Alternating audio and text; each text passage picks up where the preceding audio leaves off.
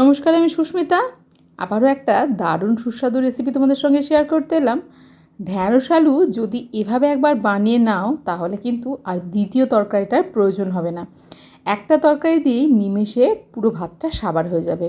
তার জন্য প্রথমেই চিংড়ি মাছটাকে অল্প নুন দিয়ে ভেজে তুলে নিয়েছি। এখন ওই চিংড়ি মাছ ভাজা তেলেতেই ঢ্যাঁড়সটাকে অল্প নুন দিয়ে ভেজে তুলে রাখবো।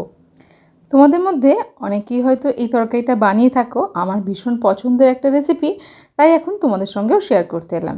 ঢ্যাঁড়সটাকে ভেজে তুলে নিয়ে দিয়ে দিয়েছি পরিমাণ মতো সর্ষের তেল, তার সঙ্গে অল্প একটু কালো জিরে ফোড়ন দিয়ে দিচ্ছি লম্বা করে কেটে রাখা আলু আর পেঁয়াজ। পেঁয়াজ এখানে ছোট একটা পেঁয়াজ ব্যবহার করেছি। অল্প একটু নুন দিয়ে আলু পেঁয়াজটাকে ভাজা হতে দিয়ে এই ফাঁকে মশলাটা বানিয়ে নিচ্ছি। তার জন্য 1 চামচ আদা রসুন কাঁচা লঙ্কার পেস্ট নিয়েছি, 1 চামচ নিয়েছি হলুদ গুঁড়ো, 1/2 চামচ নিয়েছি জিরে গুঁড়ো। জল দিয়ে মশলাটাকে তৈরি করে রেখে দিলাম। এদিকে আলু আর পেঁয়াজটা বেশ লাল করে ভাজা হয়ে গেছে। মশলাটা দিয়ে অল্প একটুখানি কষিয়ে নেব। এখানে দিয়ে দিচ্ছি 2টো চেরা কাঁচা লঙ্কা। লাল লঙ্কা দিয়েছি, ঢ্যাঁড়সটা সবুজ, যদি সবুজ কাঁচা লঙ্কা ব্যবহার করি তাহলে ভুল করে কাঁচা লঙ্কাটা মুখে পড়লে ঝাল লেগে যাবে, সেজন্য লাল চেরা কাঁচা লঙ্কা দিয়েছি। আর দিয়েছি একটা টমেটোকে ছোটো করে কুচো করে। মশলাটা ভালো করে কষিয়ে নিয়েছি। মশলা কষানোর সময়তেই ভেজে রাখা ঢ্যাঁড়স আর চিংড়ি মাছটাও দিয়ে দিয়েছি, যাতে সমস্ত কিছুর মধ্যে মশলার স্বাদটা ভালো করে ঢুকতে পারে।